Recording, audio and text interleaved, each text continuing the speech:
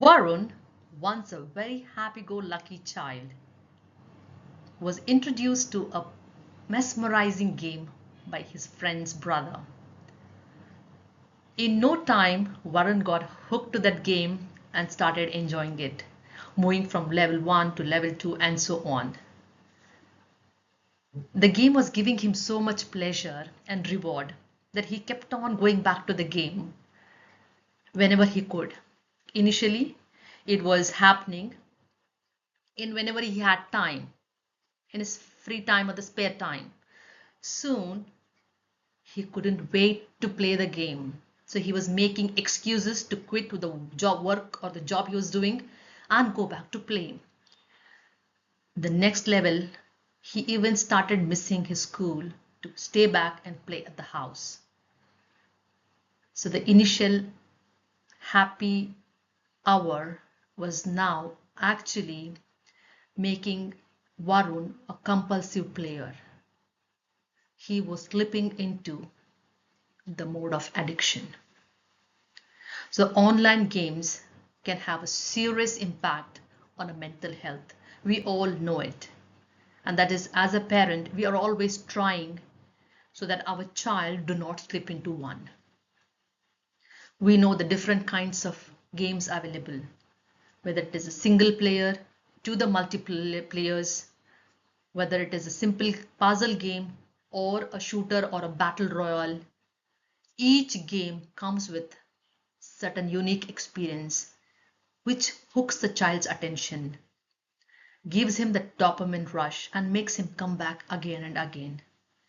And just under your own nose, you will not even realize when the child is slipping into a problematic mobile usage to an addiction. So Varun, once a happy-go-lucky child, was becoming irritable.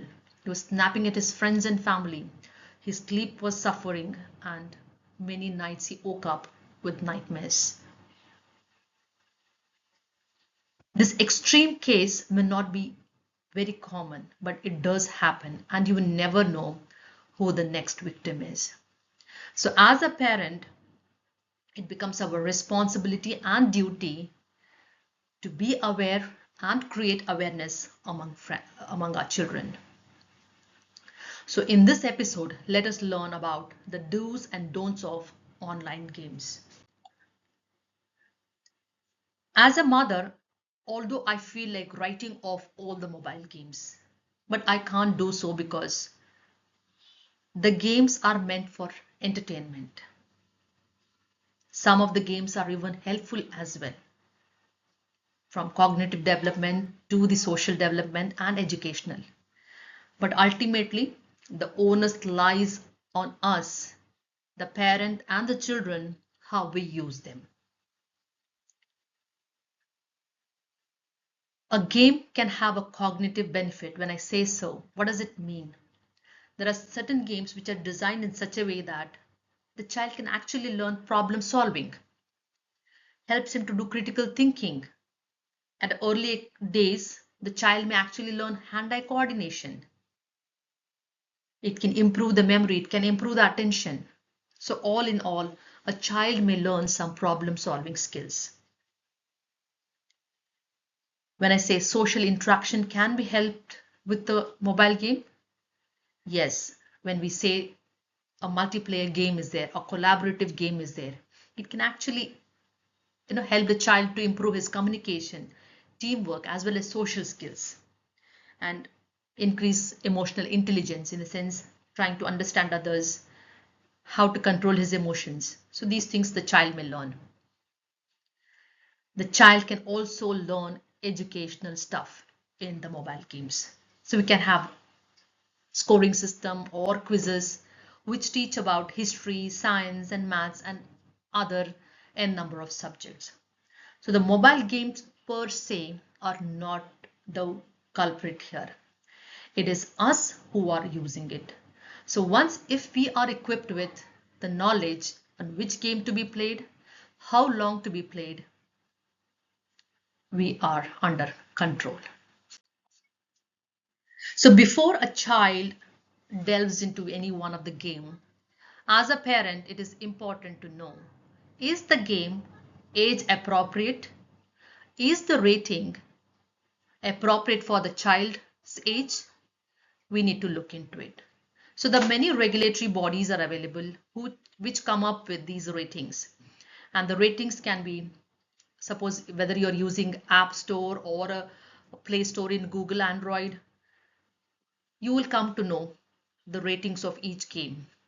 So make sure the next time your child is playing any game, go back and check if the rating of that particular game is appropriate for his age. So the ratings can go something like this: E, T, M, or A. In some cases, the age may be given less than 10 years, more than 10 years, more than 15 years, or 18 years, and so on. So the E stands for everyone, T for teens, M for mature, and A for adult.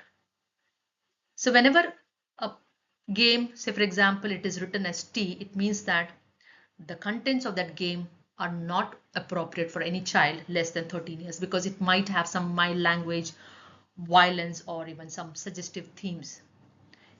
If the game is written as M, that is mature, then again the language that is used will be strong, there will be intense violence, and suggestive or obvious sexual content may be there.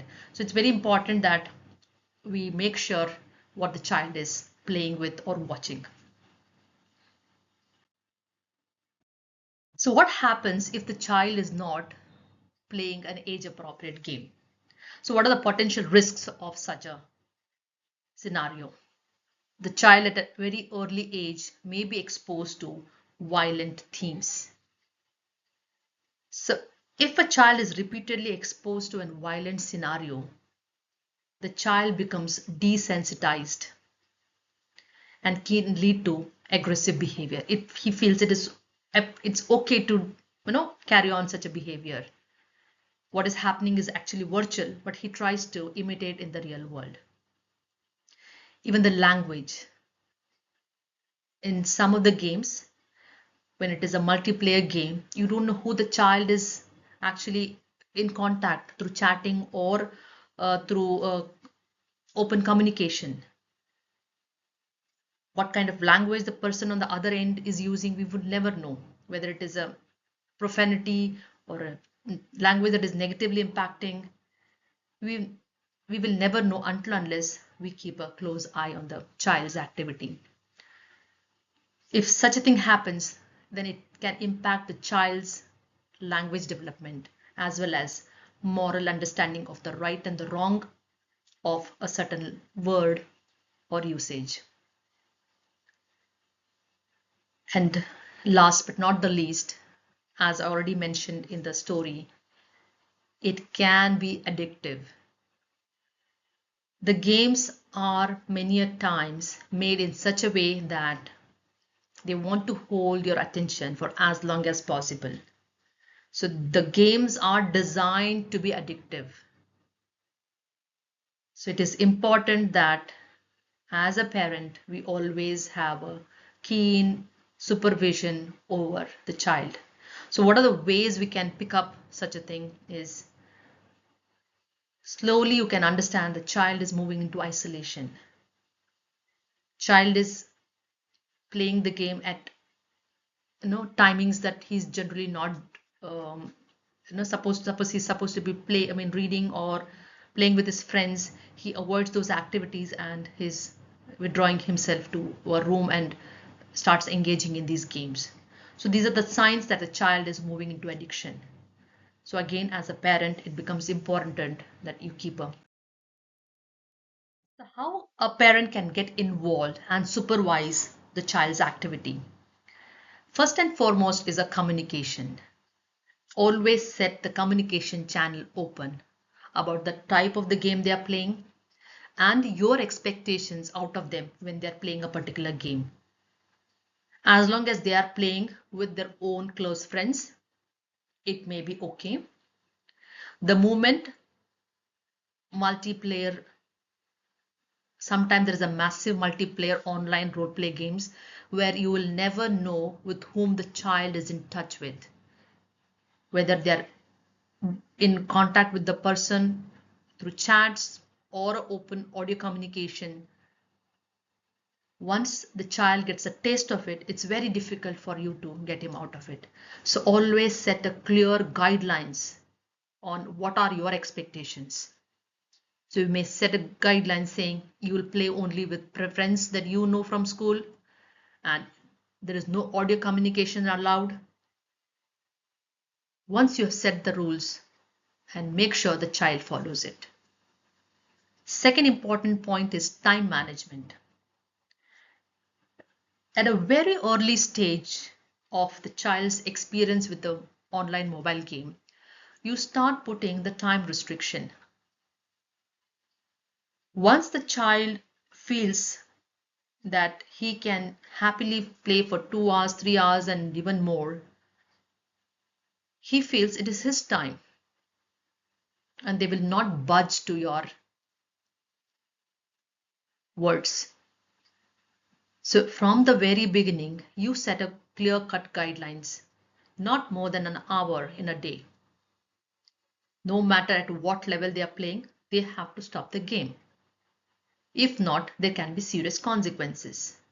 You can take away their mobile, put a password to the mobile, and not give the mobile for a certain period of time. So once a child knows his limitations in time, he will make it as a habit. So it's very, very important at a very early stage you start doing. If the child is not involved in a mobile game, that's the best scenario. It's an utopian world, but not every household is as lucky. So for the rest of the people, this is the basic minimum that can be followed. Third is game selection. Be actively involved in the type of the game the child is playing. Know what are the do's and don'ts. What kind of game the child is playing. Maybe you sit with him and watch him play. Kind of scenes that it has, kind of language it has, and again, what kind of communication the child is having.